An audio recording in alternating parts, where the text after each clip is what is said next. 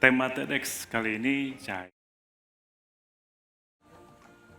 Kita tidak akan pernah tahu cahaya kalau kita tidak tahu kegelapan.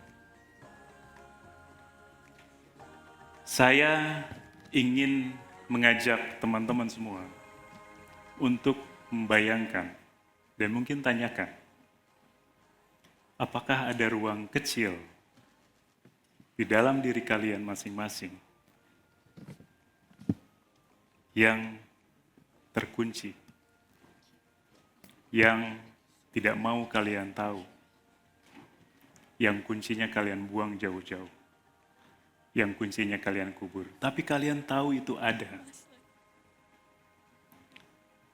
Di dalamnya ada banyak sekali persoalan. Di dalamnya ada banyak sekali amarah, ada banyak sekali luka, ada banyak sekali trauma. Tapi kalian abaikan itu semua. Saya ingin bercerita. Saya terlahir dari keluarga kelas menengah ke bawah. Saya dididik untuk menjadi seorang laki-laki. Dipaksa untuk masuk ke dalam sebuah ruang yang sangat maskulin. Tidak ada ruang buat saya untuk menangis. Tidak ada ruang buat saya untuk bermanja-manja. Yang ada adalah ruang untuk berkelahi, ruang untuk mendominasi. Dan karenanya sepanjang hidup saya, hampir selalu saya harus menjadi kuat. Harus selalu ada. Sehingga ruang di dalam diri saya yang penuh luka itu, saya abaikan. Saya buang jauh-jauh. Saya tahu itu ada, saya kenal detaknya, saya kenal geramannya. Tapi saya kubur dalam-dalam. Dalam fase kehidupan dewasa saya menjadi seorang jurnalis selama 15 tahun. Saya menyaksikan apa-apa yang tadi disampaikan tentang kerusakan alam, tentang pembunuhan, tentang perampasan. Semuanya menimbulkan luka. Saya kubur dalam-dalam. Saya harus selalu kuat. Kalau ada orang bertanya, kamu baik-baik saja? Saya pasti akan jawab, ya, saya baik-baik saja. Karena saya harus selalu kuat. Tapi sekitar 10 tahun lalu, kotak kecil di dalam diri saya meledak. Saya tidak bisa lagi menulis. Saya tidak bisa lagi bekerja. Kata-kata yang biasanya mengalir lewat tangan saya tiba-tiba mengkhianati saya. Dia berhenti. Dan saya ingin mati. Lalu saya pergi ke psikiater. Psikiater bilang, Anda sangat menderita. Anda mengalami burnout yang parah, ditambah depresi, ditambah semua trauma yang menumpuk, dan itu semua tidak terlepaskan. Saya menangis. Saya pikir, saya yang kuat ini bisa depresi. Lalu saya diam, merenung lama. Kemudian dengan penuh beban, dengan penuh air mata, saya mulai berobat. Lama sekali. Lalu bertahun-tahun saya melakukan pengobatan dan saya berkutat dengan segala kegelapan dan luka itu. Saya menyadari satu hal. Kegelapan, luka, begitu sudah ada di dalam diri kita, begitu itu sudah tertoreh, dia tidak akan pernah pergi. Jadi apa yang bisa saya lakukan? Saya tidak ingin kehilangan diri saya. Saya tidak ingin jadi gila. Lalu saya terpikir, bagaimana kalau saya memeluk kegelapan itu? Bagaimana kalau saya duduk bersamanya dan bicara kepadanya, kamu boleh ada di sini. Saya akan bicara denganmu. Lalu ketika saya mulai memeluknya, ketika saya mulai bicara dengan kegelapan diri saya, segalanya berubah. Kegelapan itu tidak hilang. Alih-alih menjadi sesuatu yang merusak, dia mulai memberi saya inspirasi. Dan dari situ cerita saya akan bermula. Saya seorang penulis, novelis. Saya juga seorang aktivis hak asasi manusia. Ketika saya menyadari bahwa kegelapan itu bisa diajak bicara, saya jadi mengenal cahaya. Kegelapan mengajarkan banyak sekali hal. Dia menjadi inspirasi bagi banyak sekali tulisan saya. Lalu saya menyadari, saya mencoba mengurai benang-benang kehidupan saya.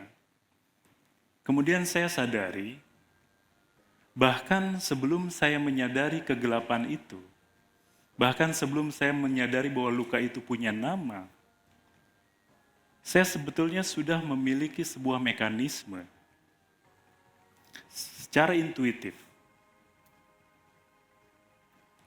yaitu menulis. Sekitar 23 tahun lalu, ketika saya masih muda, masih berangasan, saya belajar menulis fiksi. Bukan untuk tenar, bukan untuk menjadi besar. Tapi saya merasa dengan menulis, saya bisa bernafas. Saya merasa untuk sejenak beban kehidupan di dunia ini terasa ringan. Setiap kali saya menyelesaikan satu bab, satu cerita pendek, satu naskah novel yang panjang, di tengah malam-malam yang hening, bersama kopi yang sudah dingin, ketika orang lain sudah tertidur, saya masih berkutat dengan menulis. Ternyata itu melegakan. Dan kemudian, ketika saya menyadari tentang kegelapan diri ini, ketika saya mulai memeluknya, ketika saya mulai mencari inspirasi darinya, saya terus menulis.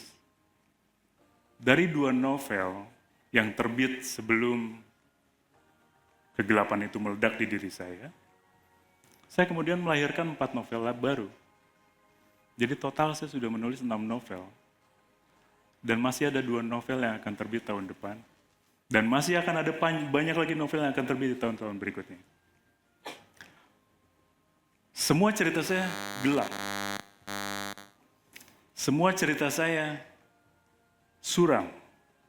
Tapi saya ingin mengajak pembaca bahwa dari kegelapan itu kita akan mengenal cahaya. Kemudian, saya bergerak lebih jauh lagi dengan energi kegelapan itu. Saya menjadi aktivis hak asasi manusia, bergabung dengan lembaga bernama Amnesty International Indonesia. Saya bukan lagi menulis untuk merawat diri saya sendiri. Saya menulis untuk merawat luka orang lain.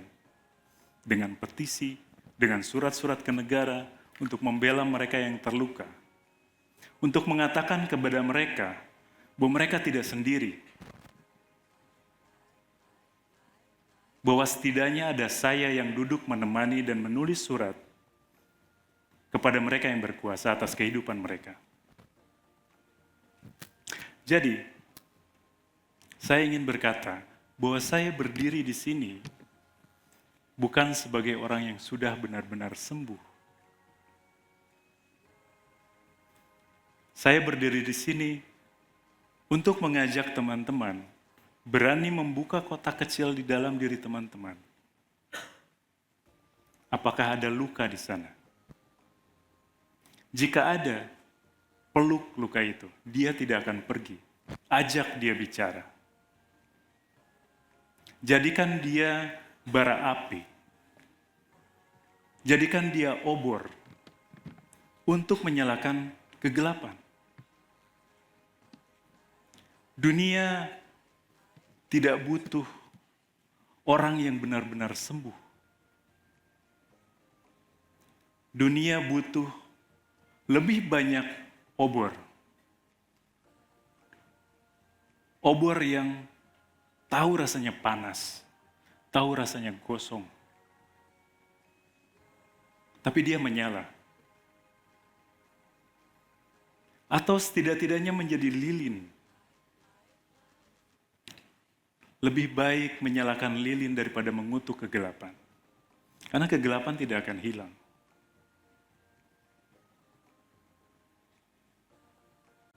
Karena itu, saya di sini ingin mengajak kita semua, masing-masing dari kalian, untuk menyalakan sedikit lilin itu. Dengan cara apapun. Dengan langkah apapun.